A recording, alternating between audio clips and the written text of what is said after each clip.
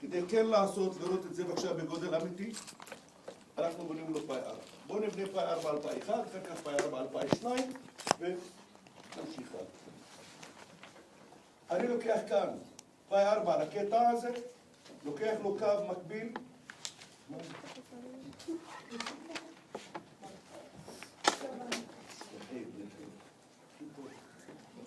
כל השלישייה החבורה הזאת בבוקר ישבו יחד. אני ישנתי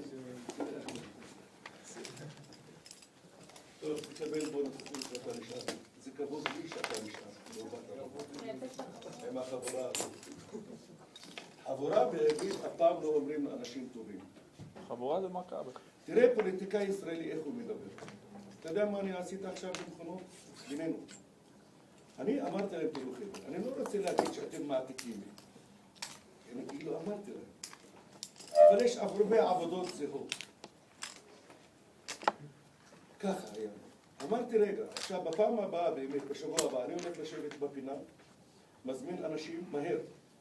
3 אנשים, תשבו כל אחד לבד, נותן לכם תרגילים מעבודת הבית, אתה יודע לפתור מה שפתרת, קיבלת 100. לא, 0 איזומטרי, קורא לך את העבודה. אגב, יש טעות נראה לי בעבודה. כן, נכון.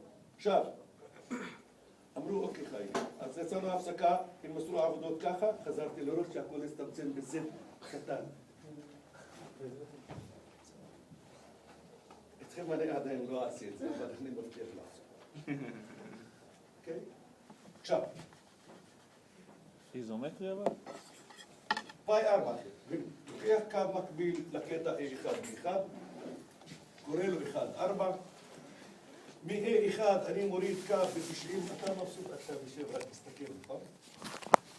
לוקח עכשיו קו ב-90 מעלות ב-1-4, הנה אני מסמן אותו 90 מעלות. לוקח את הזד הזה כאן,